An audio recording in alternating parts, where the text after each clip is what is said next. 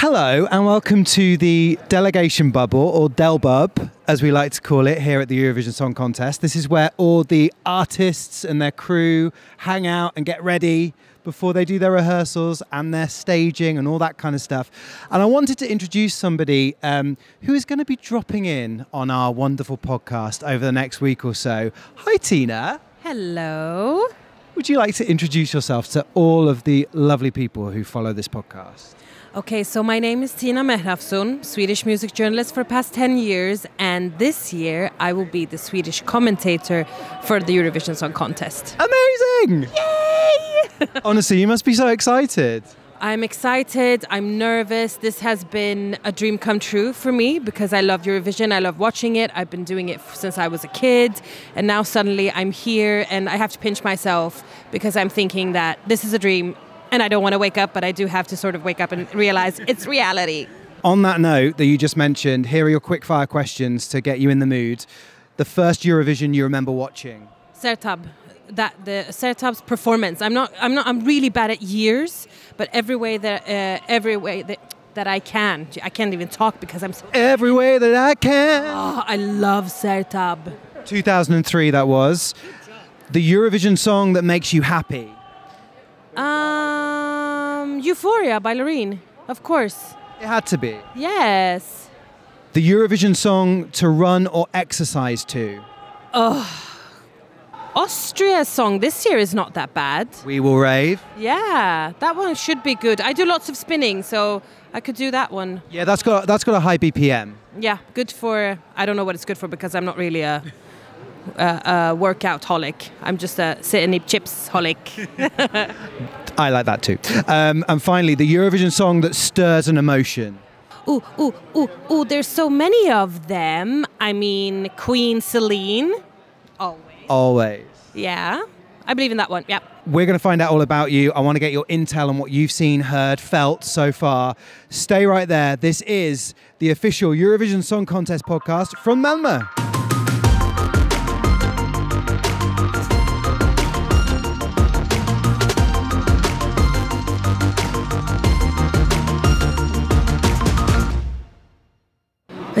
It's intense in the Delbub because everyone's singing, people are getting their hair done, people are mingling, talking to each other. Whew. It's nice though, and I think people might have heard somebody singing, practicing in the background. It's always this cacophony of noise. It sure is. And I mean, it's basically the same in the arena as well. I'm spending a lot of my time in the arena right now, and it's the same there with the rehearsals going on full on.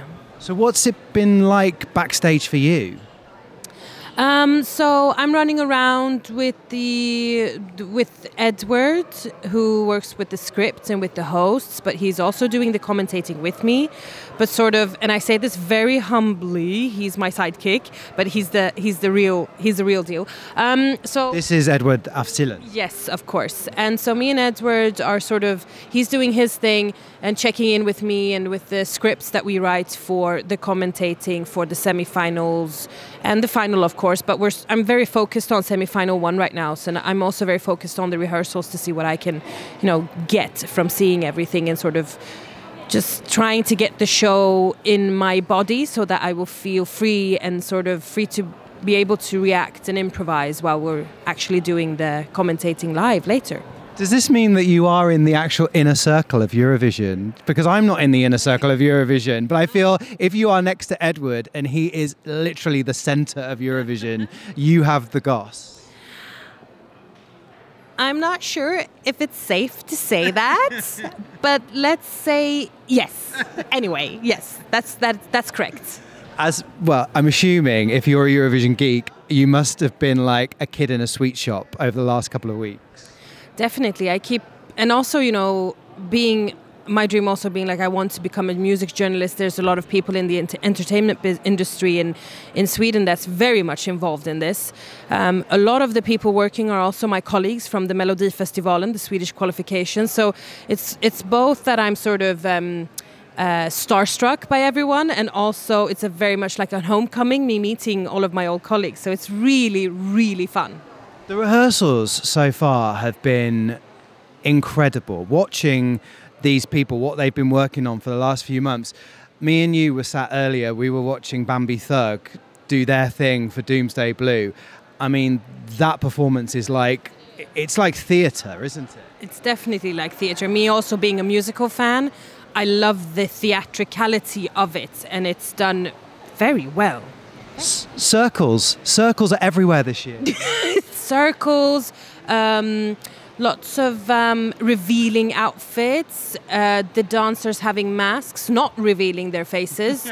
That's also a trend, yeah. There is, yeah, and pointy shoulders. Oh, yeah. Joost Klein has pointy shoulders. Luna from Poland has pointy shoulders.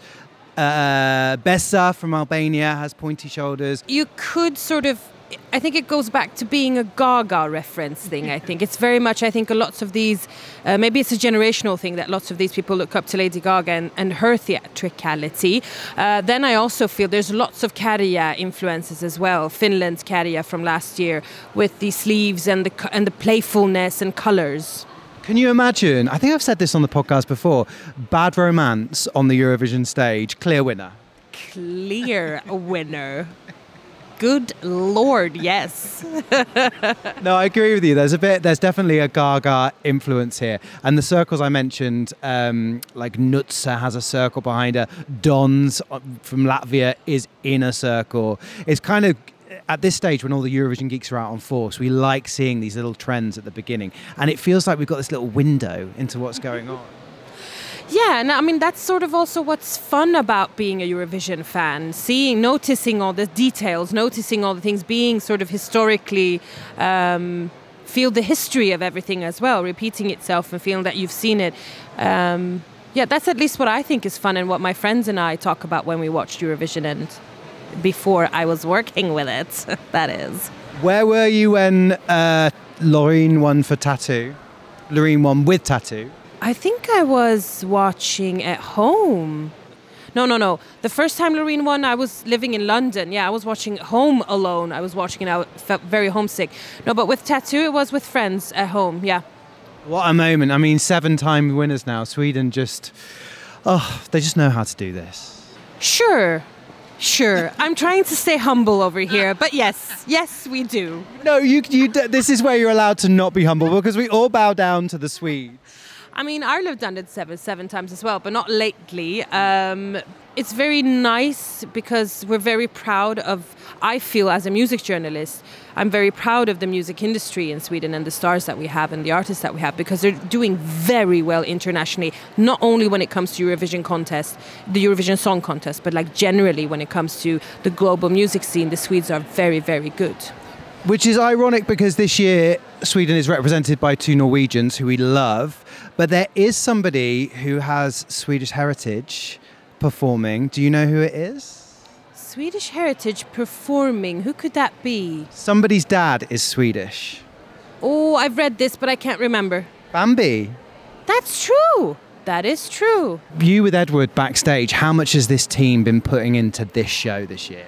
Oh, so much. So much. I actually texted Edward asking him, like, are you getting enough sleep? Are you sleeping at all? Because I don't think he is.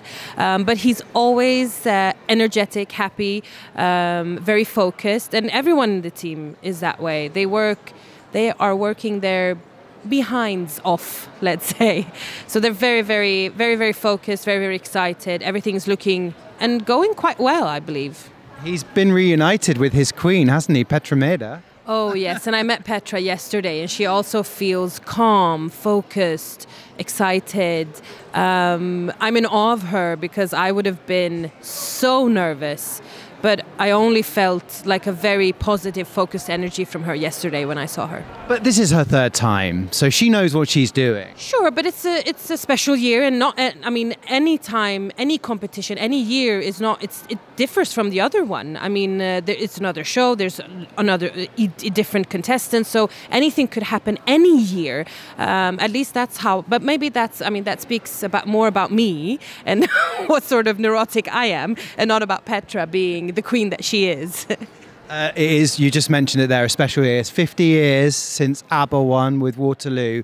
What is your, I'm going to ask lots of Swedish people this, what is your ABBA karaoke go-to? Lay all your love on me. I love that song. Me too. Don't go wasting your emo. Every time I take a shower, it's my banger.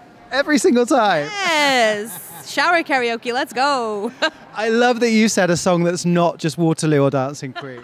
No, Lay All Your Love on Me, it's my favorite song by them. So listen, Tina, drop in on the podcast as often as you like. We want all the gossip, we want the intel. Any observations you see, write them down straight away. Remember the anecdotes. People are craving anything and everything while we're here. I will do my absolute best.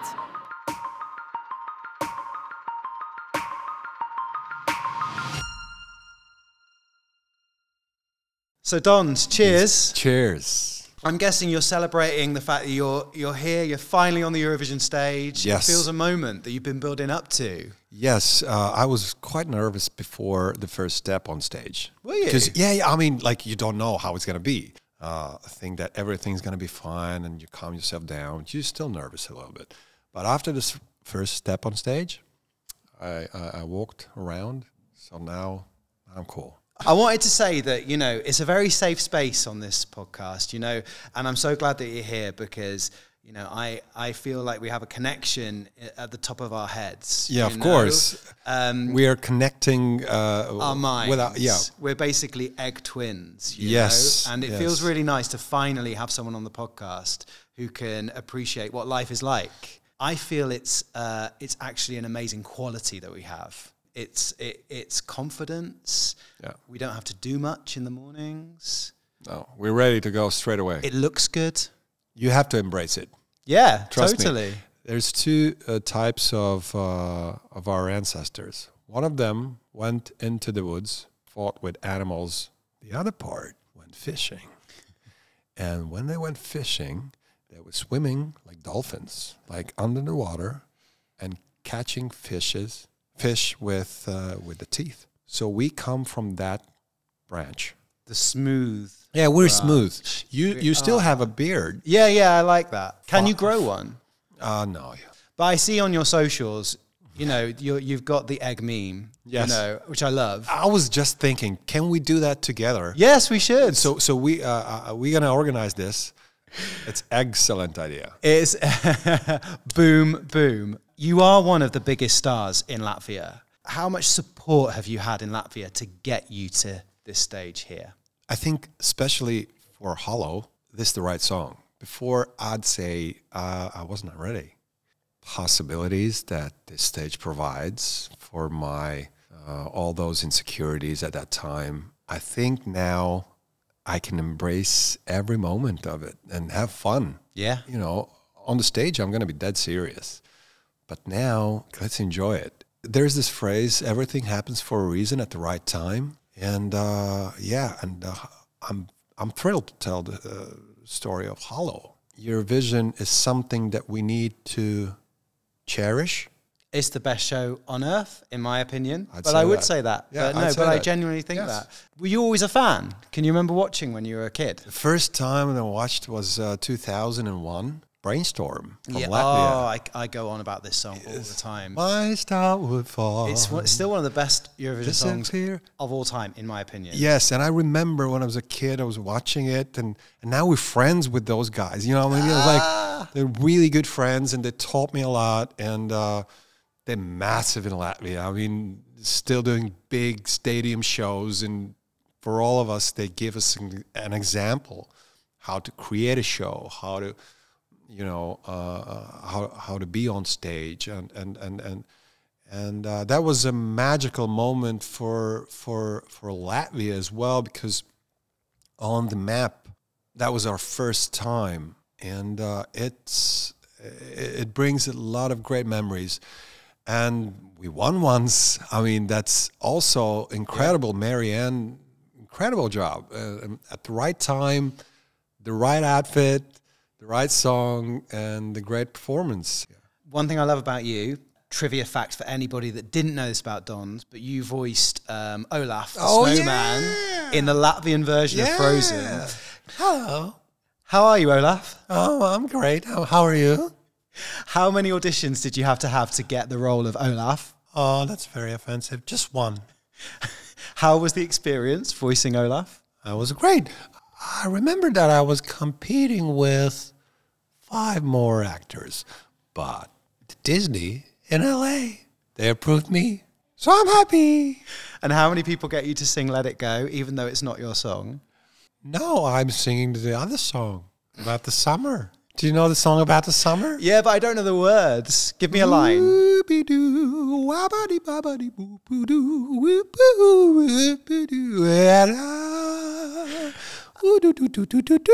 I'm transported to the biggest cartoon of all time. That must have been amazing, though. That must have been amazing, though, to be in. Like, that's a cultural moment. The role of Olaf was all about the laughter.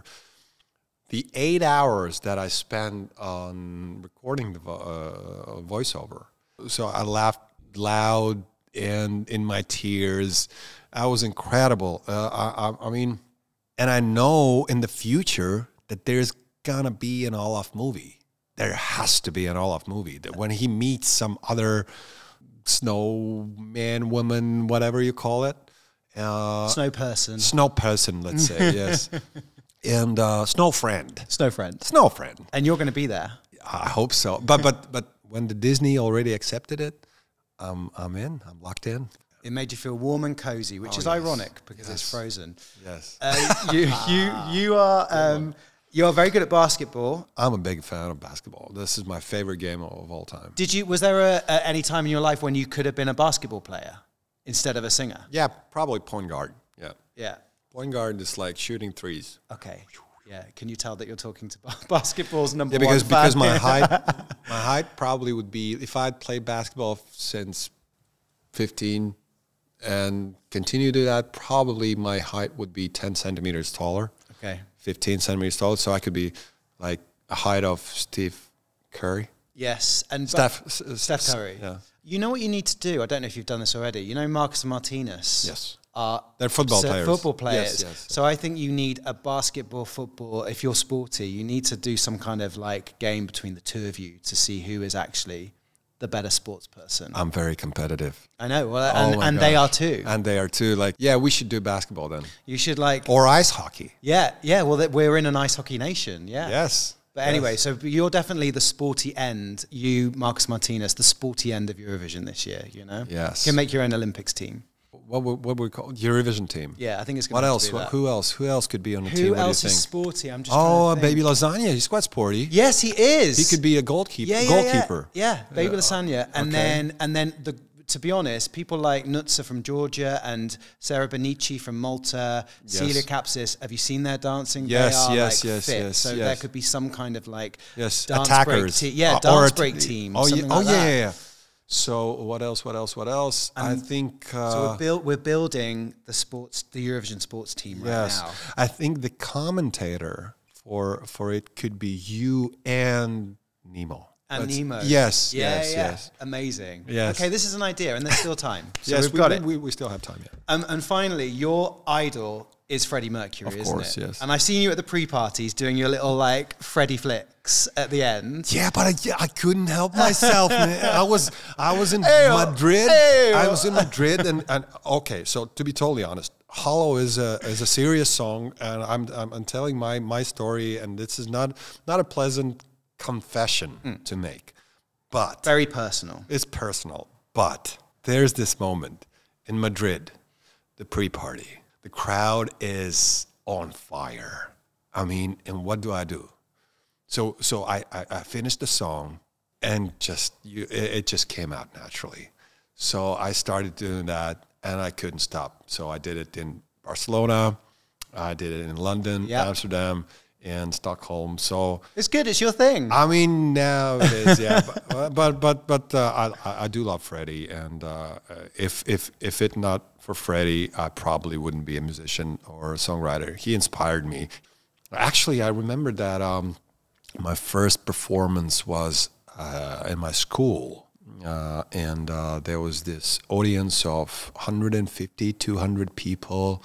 Most of them were my school members. I was singing. I was playing bass. First song was "Nothing Else Matters" by Metallica. Nice. And the second song was "Love of My Life" of Freddie. And I sang the song next to piano. I remembered the reaction. And when I remembered the reaction and they embraced me, I needed to repeat it 5 times. And they were on feet and they were clapping. And I said to myself, this is the thing that I want to do. You wanted to be a singer there and then? And I was 16 years old. That was the moment when I chose to do the singing. And then all the awards later, and you're now on the Eurovision stage. Look! Wow! There we go. Amazing. The most important question of the day, going back to the egg theme, how do you like your eggs in the morning? Poached, please. Me too! Oh! Yes! So, and it's hard to do them poached. I no, you struggle. go to Ivy or whatever. Where would you go in London to get them? To my kitchen. Oh, okay. I, to be totally honest, I can't do them. They're hard, but they're the best way of doing an egg. Yes, and Hands down. Top tier egg cooking. Eggs Benedict. Yeah. Eggs Benedict with salmon. I mean, I've not had lunch yet. Royal Benedict. Eggs Royale. Eggs Royale. There we go. That's with salmon. That's with salmon, and eggs Florentine, I think, for spinach as well. But anyway, I'm glad that we're agreed that poached eggs Are the best one. are the best eggs. Yes, and if you do not agree with us, go outside. And have a word with yourself. Yes. Don, thank you for coming on the podcast. All right, Great my for you to pleasure, be my here. pleasure, yes. And go and sing Hollow out loud and go and show everyone what you're about. Oh, thank you. Thank you. See you around.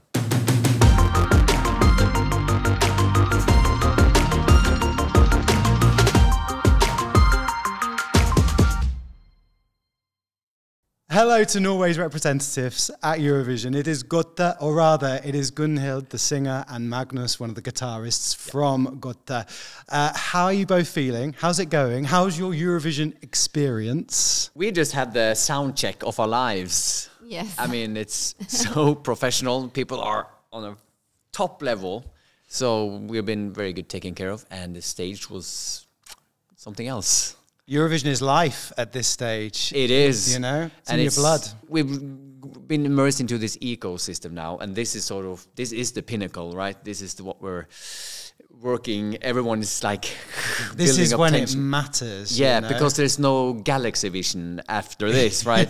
It's Eurovision. Yeah, Galaxy Vision. Yeah. The sequel. Yeah. So this is where this is what it all amounts to. Magnus, during the performance, you throw your guitar so high in the air and you catch it, right? And Yeah. I watched it and I was like, did that just happen?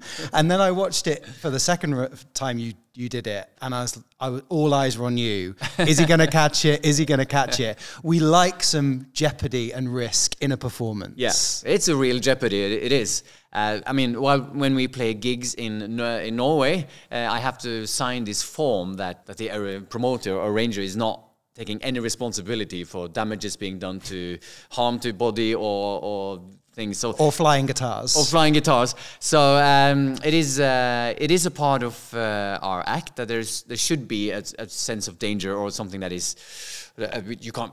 This is not safe. But then again, we have played so many shows. I've thrown so many guitars. So for me, it's not that. It feels just like a natural part of the performance.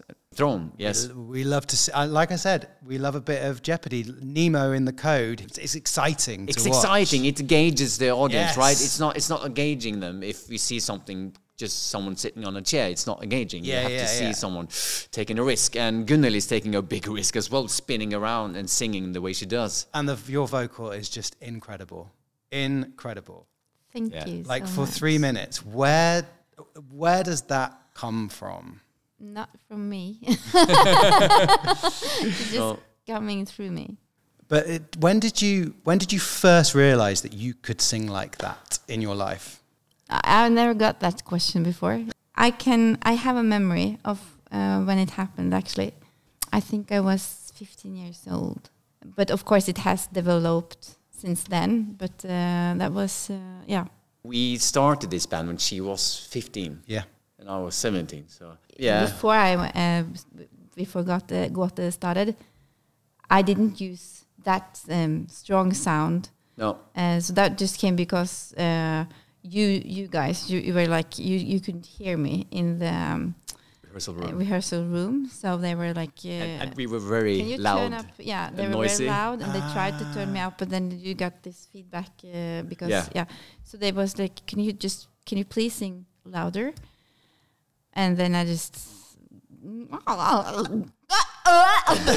So and then some yeah. And then it came out. and I think it started in a way with a kind of screaming, just yelling, and then it turned out more Yeah. like a singing. As many original expressions and inventions in the world, it started out of like a necessity. We had to solve a problem. You had to hear yourself, and we had to hear you. Thus, you developed that style of singing, sort of. Yeah, because when you were teach to sing, you normally, I think, especially women, they don't get the encouragement to use their voice in that way. It's you always put it like very light and like in this more that's beautiful, and that's like, oh, that's so cute and blah blah blah. So I can do that, of course, but I also it's when you're standing some place and you want to call your children back home, and you just really have to reach far. You don't think about how is it sounding now. It's like you just use the strongest voice you got, and so it's not much more complicated than that, actually. I'm going to do a very quick fire. This is Norwegian quick fire for Cool. you, okay? Cool. Oslo or Bergen? Slow. Yeah. No, Bergen is very nice, but it's rainy and it's difficult to get there. Bobby Socks or Secret Garden? Secret garden. Secret Bobby Garden. I hope Elisabeth or Hanne doesn't listen to this. So sorry, we have to say Secret Garden. They have the same instrument. Famous Norwegian duo winning Eurovisions. Yeah. Raving or knitting? Maybe raving? Raving. Oh, raving. Salted licorice or sweet licorice? Salt. Salted. Ugh. My worst.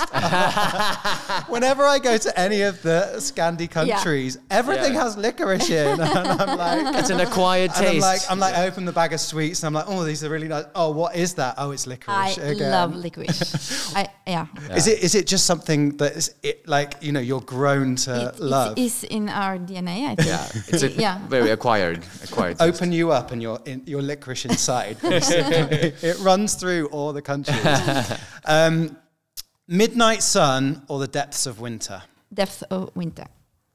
Depths of winter. Yeah. Why? Because it's just too much light, and you could never where is it night or is it day or no.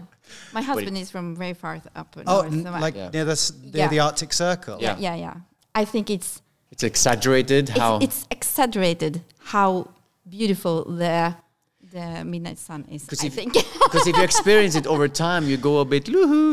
Because you never get that deep sleep, sort of, right? You have to. Yeah. So basically, me as a tourist looking at Instagram, going, oh, look how beautiful it is at the top of the Arctic Circle in Norway. I want to go, but in reality, it's no sleep. definitely beautiful up there. Yeah. The nature is like the most fantastic nature you could have, but you need your sleep. yeah. This is a very important question. Would you rather fight one huge giant or 100 tiny trolls? One huge giant. Yeah, you could just climb up like his feet. You can get up to the ears, start biting there. Maybe get some punches in the eye or something. You can work with that. But like 100 small ones, It needs good thought behind it. I like it. Yeah. I know that you have a very good friend who has experience of the Eurovision Song Contest because, Gunhild, you are very good friends with Margaret Berger, aren't you? Yes. Have you spoken to her about this experience and has she given you any advice? Yes, of course. Yeah. What did she What say? did she say? The one thing she said was not give too much attention to Norway's newspapers. Focus on yourself. yeah. So this. Because they are not going to vote for us. Oh, yeah, of course. Yeah. Yes, you have to appeal to everybody. Just because you're going to give so much interviews and so just prioritize. And she actually said before the final, she got the question: do you have any you as a one being in the Eurovision before, do you have any advice for Gote? And she said, I'm not giving them any advice. They're too good. I like them too much. There was also one thing she said, because she knows me very well. So I love to get dressed and I love to wear makeup, but I also